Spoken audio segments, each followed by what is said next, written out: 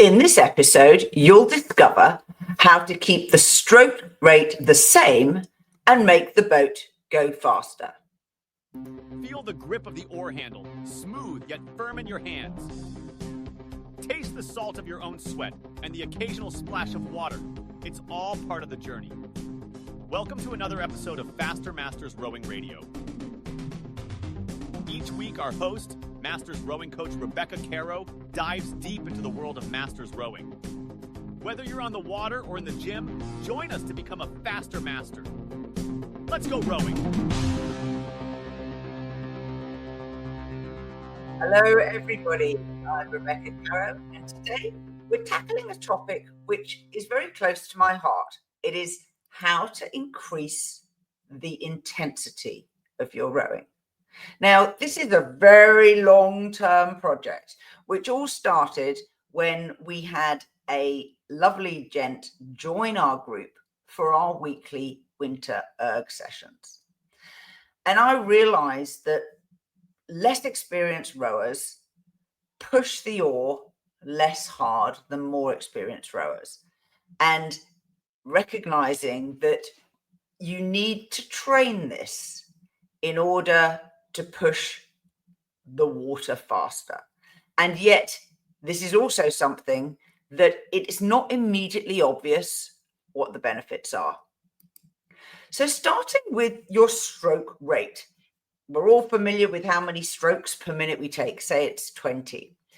At 20 strokes a minute, it's around 3 seconds per stroke to get from one catch to the next catch. And that's broken down into the power phase when the oar's under the water and the recovery phase when the oar is out of the water. Now, pushing the oar through the water will maybe take you 1.2, maybe to 1.5 seconds. So maybe up to half the 3 seconds that we've got to take a stroke. And yet we row with a ratio, usually at low rates, with at least 2 to 1. So time in the water versus time out of the water. And one of the things that I realized that the more experienced rowers do is they give themselves more rest every single stroke. And the way they do that is they push the oar through the water with high intensity, so that instead of taking 1.5 seconds to go through the water, it's maybe 1.2 seconds, maybe 1.1 seconds. And then when the oar is out of the water, they have a little bit more time. And they're very skilled at relaxing their muscles so that they take a little break before the next catch. So the goal here is, how do you row at the same stroke rate? You're still going to row at 20 strokes a minute, but you're delivering more force into the hull, you're pushing more water, and your boat goes faster. And the key that we found to training this in our long ergs was to have a little focus that initially we did once every 5 minutes just for 10 strokes. So it was very short period of time in the context of doing a 40-minute or hour-long steady row. And the focus was this: during those 10 strokes, you push a lot harder through the power phase, but you're not allowed to take the rate up. And so this began to showcase to everybody how much harder they could push and how much more rest they could give themselves. Now, I totally recognize that when you're doing a steady workout, you want to be at a reasonably low heart rate. It very much depends on your personal fitness, your aerobic fitness, as to whether you could do this. And of course, your muscular strength, your peak force generation is also a contributing factor. If you're not fit, you will get very exhausted very quickly just with 10 strokes of increased intensity.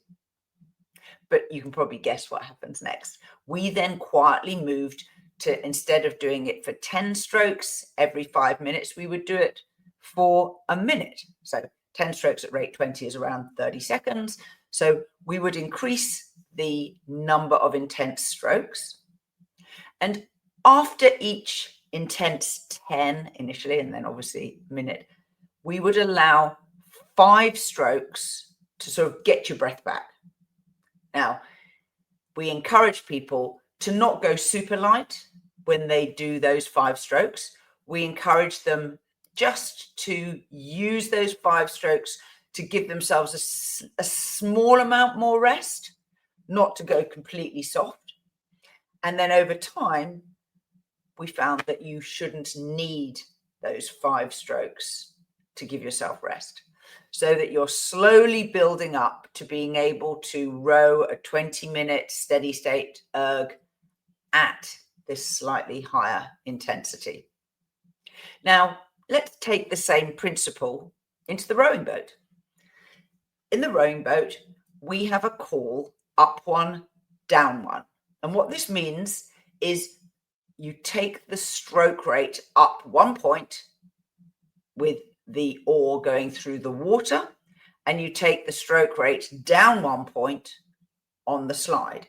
So if you're rowing at rate 20, you want to go through the water at rate 21, and you want to go up the slide at rate 19. It nets out to 20. But this has the same effect of encouraging increasing intensity through the water while not changing the stroke rate. And the more you can train yourself to increase the intensity at whatever stage you're at in your own rowing, you will find that you can get a better ratio. When you get a better ratio, you get more rest on the recovery. You need to learn how to use that rest to relax your muscles, which is a different episode, which you can probably find in the archive. But it allows you the benefit of slightly more boat speed, slightly more time on the recovery, which helps you to feel a little more relaxed. You feel like you have more time to do all the things that you have to do on the recovery. And that helps to keep the boat level, and it keeps it moving fast through the water. So give it a go. Try up one, down one. Try increasing your intensity. Do it for short periods to begin with, because it is tiring, but start to train yourself. And you can do this in your warm-up. You can do it in your pick drill. Start with 10 strokes at each position. Do 5 of them your normal pressure, 5 of them with slightly increased intensity. See what difference it makes. Listen to your boat. Hear how the hull is surging through the water. Hear what the ripples sound like. Hear what the timing of your blade work is, because that all contributes to getting this lovely feeling of boat run. If you haven't yet joined our newsletter, please do so. The sign up is in the footer of our website, a weekly update that goes to over 7,000 people. Till next time. We are part of the Rowing Chat podcast network. Please tell your fellow rowers about the show. If you've learned just one helpful thing from today's episode, please consider supporting the show for as little as $1 per month by visiting fastermastersrowing.com/podcast.